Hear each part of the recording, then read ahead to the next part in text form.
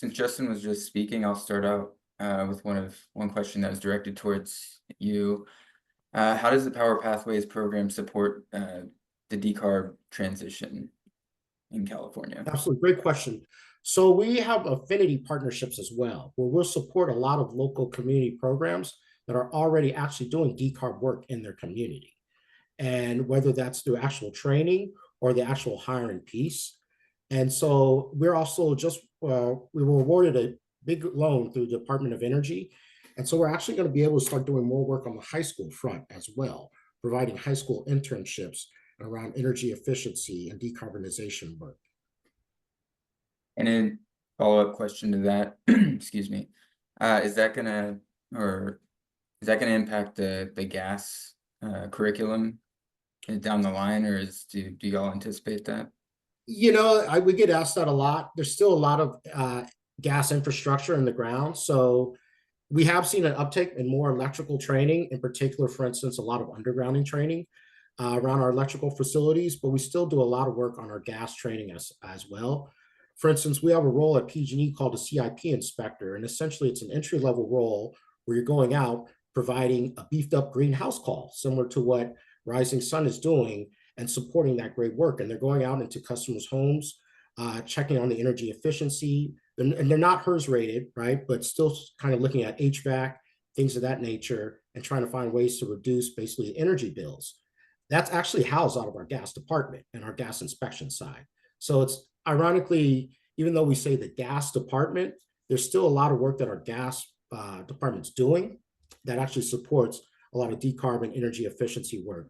Last piece to that, for instance, our gas department, they're experts at digging, right? Our electric group is kind of like the Air Force. They don't go on the ground, right? So our gas department, they're the group that's famously actually out there digging the trenches for all of our EV charging stations that are being installed. Awesome, thank you. Next question, this one's for Glendie. Do the youth in the climate careers externship make prevailing wages? And if not, what is their wage standard? Yeah, I actually put some information on the chat as well. So what we do to set our wages every year for our youth is that we look at the highest minimum wage in the Bay Area. You know, they're obviously all different, and we serve all of the youth throughout. So we take the highest, which has historically been Emeryville. I think it still will be for next year. And we start from there. And our youth program actually have different positions. We offer the energy specialists that go into the homes, but then there's also other like leadership opportunities. So it's really a range of hourly rate when they're with us. And then also some of the opportunities go beyond 6 months for the leadership ones, which are like kind of seasonal manager role to support our program. And so for those, we offer benefits, etc. So it's a range between 1950 to 26 per hour when they're with us during the greenhouse calls and externship. Awesome. And then I think there was a similar question also for you, Justin, on the prevailing wage.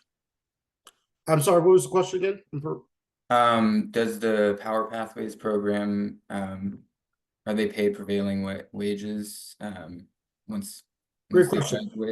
At this time, the program, no, the program is unpaid. It's also free though.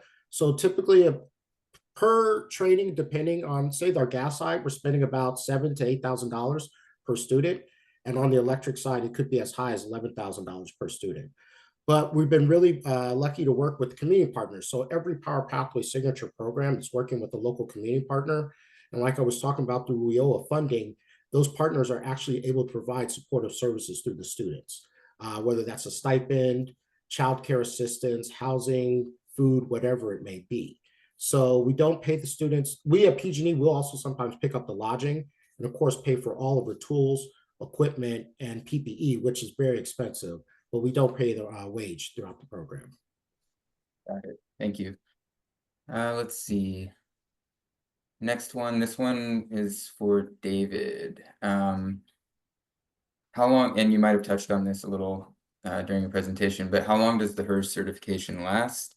And then in addition to that, what does ongoing training look like for HERS raters? So typically, the HERS certification lasts as long as the rater is active. But I guess the best way to explain it is every 3 years, the energy code changes and is updated. And as is updated, you need to be trained to meet the new requirements of the new energy code. However, the older energy code typically continues on. We still have projects that were started back in 2013. So you can imagine, your ability to work is pretty extensive. Does that answer your question? Yeah, I think so. And then this one's a follow-up for both David and Panuly. And it's kind of a long one, but it's related to compliance and enforcement. What percentage of homes statewide what percentage of homes statewide are deemed compliant with Title 24? In other words, how difficult is compliance? Truthfully, it depends. Any permitted work is typically considered compliant. The energy code is really telling us what the minimum requirements are to meet. So in terms of alterations or existing homes, installing new ACs or refurbishing the ACs in there, it's not a high bar. So typically most people who do it, pull the permit, can get compliant. Got it. And then this one's part of the same question. What percentage of jurisdictions in statewide require use of rater for Title 24 compliance? So 100% are supposed to require rater use. Right. I don't know if they all do, but 100%. Got it. And then third part of the same question, do any jurisdictions statewide utilize HERS raters for enforcement of heat pumps, water heaters, or space conditioning? So for heat pump water heaters, if it's required in the energy model, right, when they're building a new home, it is typically enforced by HERS rater. For existing homes, change outs and such, where somebody's changing out the water heater and putting in a heat pump water heater, there's unfortunately no verification by HERS rater, which I hope in the future would change. Now, when it comes to heat pumps for space conditioning, right, to heat and cool the house, it's the same as just standard air conditioners, what a lot of us are used to. All the same tests apply, and a HERS rater is required to be involved in every project in California, typically. Thank you. Let's see. I think we have a couple for Catherine and Jay. Let's see. Can you tell us a little bit more about the role DVC and community colleges in general play in building the workforce? So beyond the Calvo virtual career event. I don't know if Jay is still here, so I'm going to go ahead and take this. As I mentioned in the presentation, DVC, along with all community colleges, we offer workforce development programs and funding to support the career technical education programs. Our goal is, with a lot of our funding, to make sure that students are successful in their programs, that they complete their program and they enter the workforce in a job for which they trained, and that they're earning living wage. So those are the metrics that we're often trying to meet when we are supporting the programs and the students within those programs. So we do it for all of the programs, not just construction. At DVC alone, we have 27 career technical education programs that we support. So we try to distribute resources as evenly as possible, although some are more expensive than others. Thank you. Mm-hmm. Let's see. Oh, follow up to that. When will the next career event happen? We are meeting in January to schedule the next one. So it'll probably be in April of 2025. So typically we do it every spring now. We do it once a year. And so I'm pretty sure it'll be in April, but we've scheduled our first planning meeting in January to set the date. Got it. Okay, so here's another one for David. You talked about how we need more HERS raters. Have they done any analysis in the gap, or done any analysis on the gap in HERS raters that we're seeing? And does it track with the expected need for more HVAC, plumbing contractors to meet California's electrification goals? Oh, this is a bit of a tricky question. We know that we need more HERS raters simply because I get phone calls constantly. Do you have more HERS raters? We need some more. Can you please introduce us some? We need to hire more into our companies. So it's a constant thing, right? It's almost like white noise in the background of people asking me for more raters. So we know from that's an issue. The other thing is something that a lot of folks don't understand.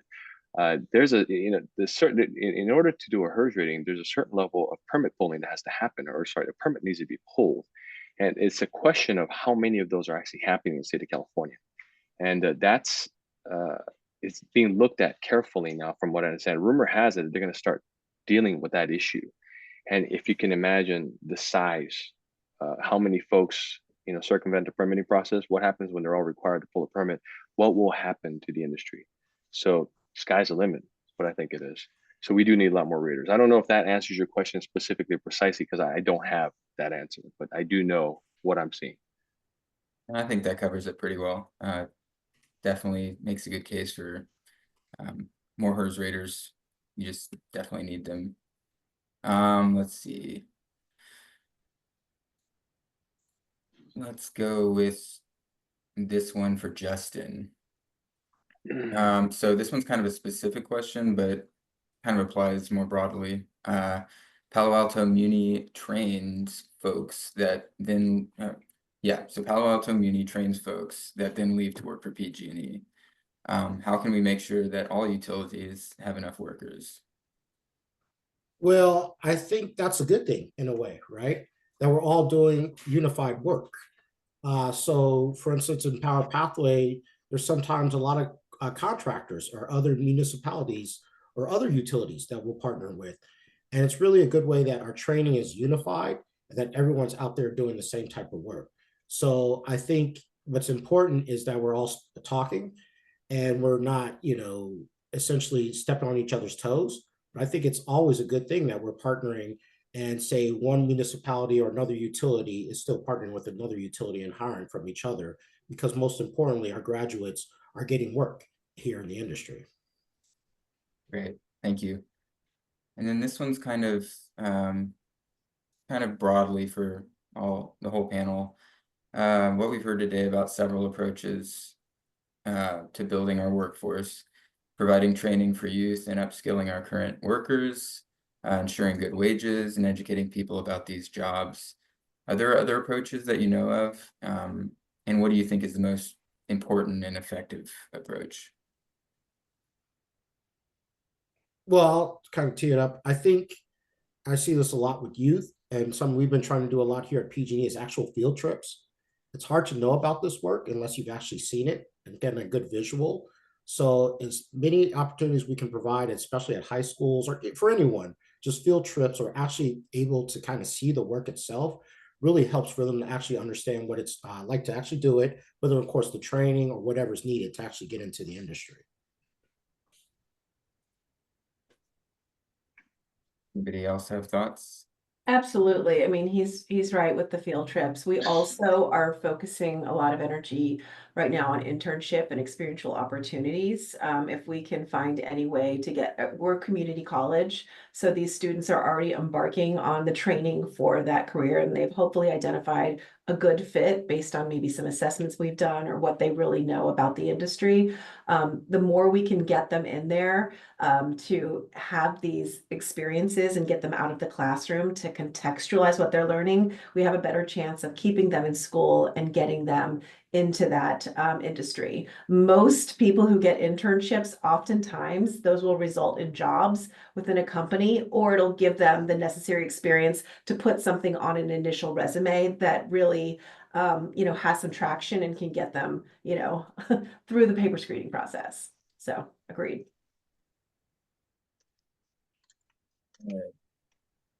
If there are no more for that one, we have another one that's kind of broadly for the whole panel. We've heard on the previous panel about the need for contractors, and on this panel about the need for more HERS inspectors, building department staff, and utility workers. What other jobs need additional workforce for California to meet its energy and climate goals?